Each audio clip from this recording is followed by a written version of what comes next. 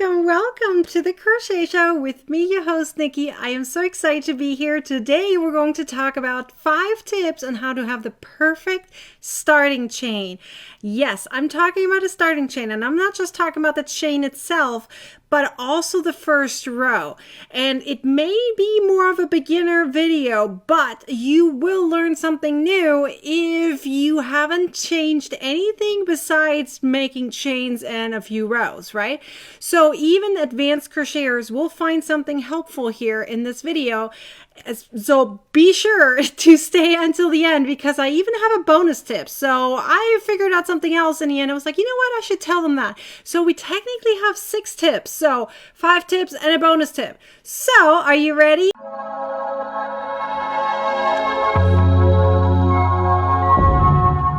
All right, let's start with number 1. Number 1 is even-sized crochet chains. What do I mean by that? Well, let me show you, shall we? Okay, so when you make a chain, it is important that your chains are very, very even. Okay, do you see how they're all the same size? You want to make sure they're same size. That means keep your tension the same. And when you move your hook and your yarn, everything the same. Here's what you don't want. You don't want teeny tiny ones like this, like really tight, suddenly out of the blue. Or really long ones. So watch, so you can see the difference. Do you see that you have, these are all the regular ones. Here are some really, really tight ones. And then these are really, really big ones. So you want to make sure everything is even because when you then turn and you want to get into the chains, you're either going to have a hard time or your stitches are going to be too loose, right? You want to have them even so everything looks nice and smooth because there are a few crocheters who say, why in the world is some of the things going in one side and why they're tilting to the other side, or why does my project not look right? It looks like not even and looks a little wonky. It could be that your starting chain already had a little bit of an issue and that's totally fine. All you have to do is kind of pull this back out, right? And fix it wherever the problem happened. And try to keep your hands and arms all relaxed, all evenly when you crochet your chains. So everything is good and all the same size, right? So that is tip number 1 for you. Have even chains, all about the same size. So that way it all looks smooth in the end and no issues at all, right? So let's hop right into number 2. Number 2 is no twist in the long chains. Do you know what I'm talking about? Let me show you. Okay, when you make a very, very long chain, right? At some point, your project, or better, your chains might twist like this. So let's say you make a really long loop, right? You don't want to have your projects twisted because when you work your way around again, suddenly at the very end, it's going to be really, really twisted and you're not going to be able to see your stitches. So what you want to do is you make a chain roughly this size. It can be a little shorter, a little bit longer, totally fine. And then you want to do is insert your hook right here in the very, very first chain that you made. Then you're going to make your chain flat. You see how I'm flattening it out? Right? So then I literally pick it up like so, and you can see that it's all correct, right? You see it nicely going around in a circle. So I put it in that first chain. I just let it hang there, okay? Then I make sure that my project is correctly formatted, like correctly lined up. And from there on, I can now make more chains. And even if it twists itself somewhere in between here, it is still going to be the correct direction. So when I'm done, I can simply pull through and I know my entire chain is non-twisted. So that is very important when you have a very, very long chain. Even short chains, that can be very helpful. So simply insert your hook into the very first chain that you made and then continue crocheting with your normal chain until you're done with your correct number that you need, and then pull it through and everything is where it needs to be, right? So that is tip number 2 for you. So we're gonna hop right into tip number 3. So tip number 3 is what happens if you need some stretchiness? Because let's be honest, when you make a long chain and then you work your way back, it doesn't matter whether that is in rounds or in rows. Every time you have to make a chain first and then you make your first row or round, you're not going to have a stretchiness going on, because technically if you would lay it out, the yarn would go in this direction, right? There's no stretch there.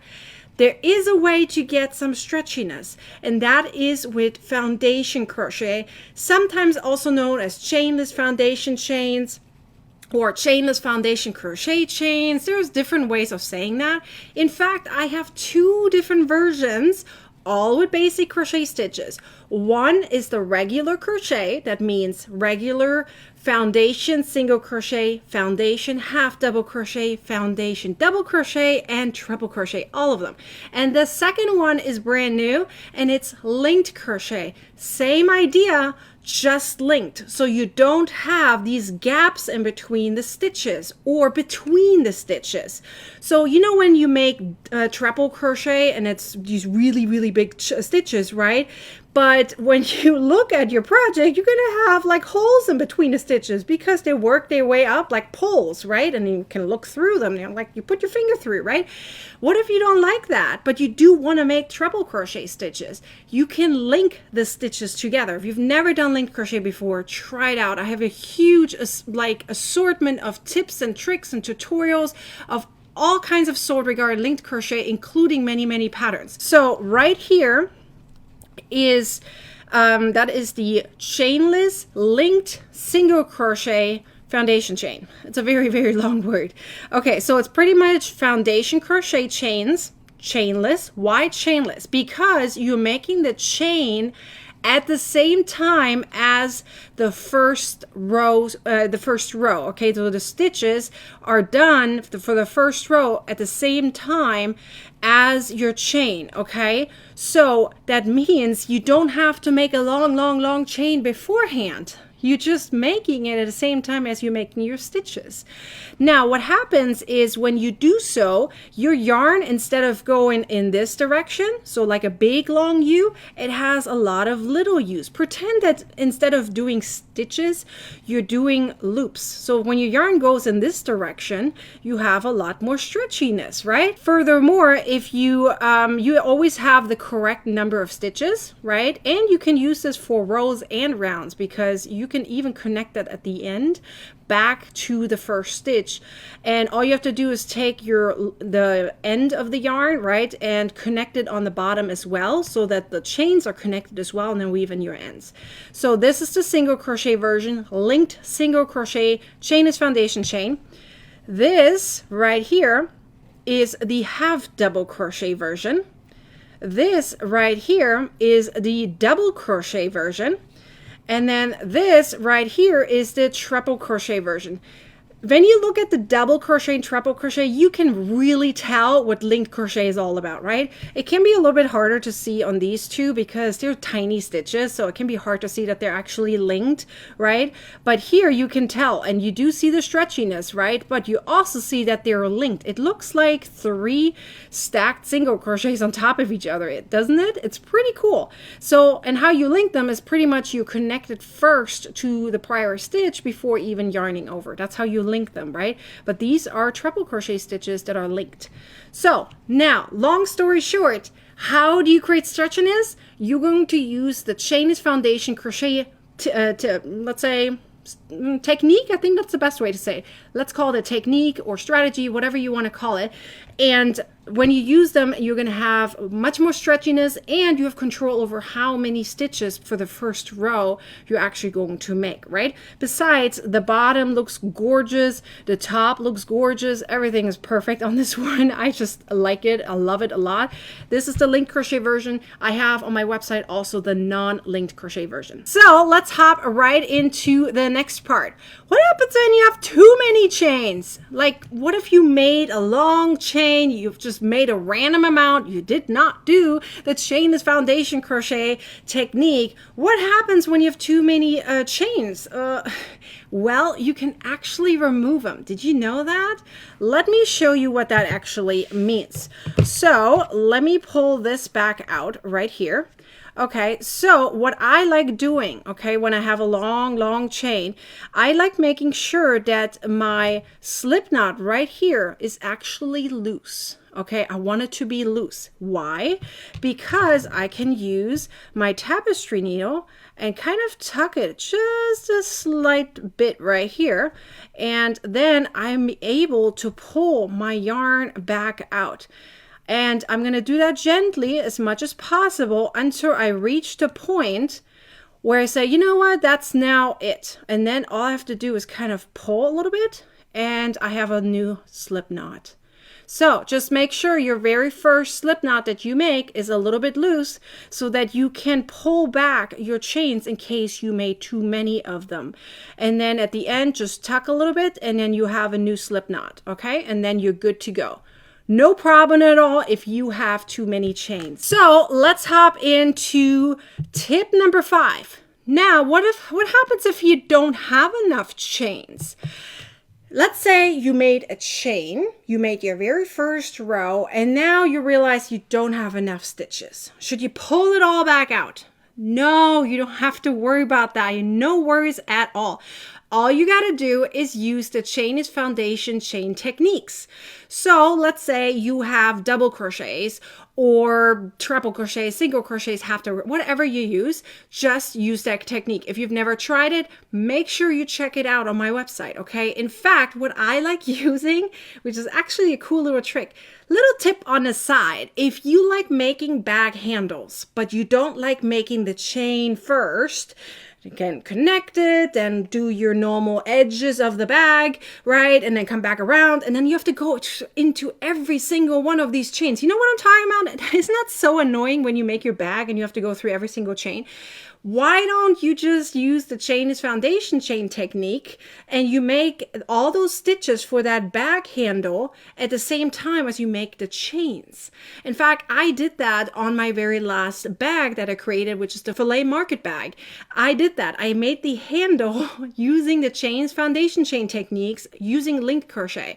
So what I just talked about, and it is so cool. It looks so smooth and no problems at all. Really, really pretty. So try that out. So when you don't have enough chains, you simply start with the Chainless foundation crochet techniques and you should be golden. Now, bonus tip, if you like a bonus tip, I hope you do. Bonus tip for you is, what if you make your chain and then you make your first row? How do you make it look pretty?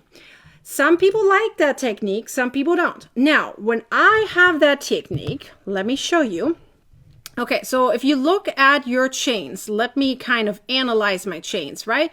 When you look at them, you have here the front loop, right? The back loop. And then if you slightly turn it, you have here the back bump. I like going into the back bump or that back ridge, if you want to call it that way. It has many different names. When I make my first stitches, right, let's say I'm making a single crochet, right, I go into that back bump right there instead of the front or back loop, or even both, like doing it on top of it, you know, like this. I don't like that at all, because now I'm going to have that back bump on the bottom, only one line. If I go into that back bump or ridge, then my top and bottom of my stitch look identical. That means we both have V's in the end. So let me show you what I'm talking about. So when you go into the back bump, you're going to have V's on top, like many V's, right? And then if you turn it around, you're going to also have V's. That means the top and bottom of your projects both look perfect and super pretty. So try to go into the back bump instead of the front or back loop when you have your chains made. Isn't that amazing? So pretty. I just love these tips. There are, of course, many more tips, and I might actually add some more later on. But don't you love them? I have so many more tips for you though, but they are all in the Crochet Club. Just saying, that is my membership that allows you to get almost one-on-one support. You get to request your tutorials, literally, you can request them, and then I go through them and teach them every week, one of them. So cool. And I go in extreme detail and I add all the information. It's literally a brain dump. You will get everything that's in my head. You will get in the tutorial, which sometimes goes up to 60 minutes. You have everything you need from me. Plus you get all my patterns as a PDF. That's over 200 patterns as a PDF, over 100 tutorials that are already filmed, and your requests. And if you join us as an annual member, you even get my filet crochet course for free that is currently not available as for purchase at all. So just saying, and we are over 300 members in TCC. Head over to the link in the description where I have more tips related to this. I have the links related to this where you can learn even more about the perfect starting chains, including the chainless foundation chains that I just talked about, even the linked crochet version. So check that out. All the links are in the description. It's actually one link and it has it all. So I hope to see you guys the next time for the next crochet show with more tips and tricks for crochet. I hope to see you then. Until then, bye.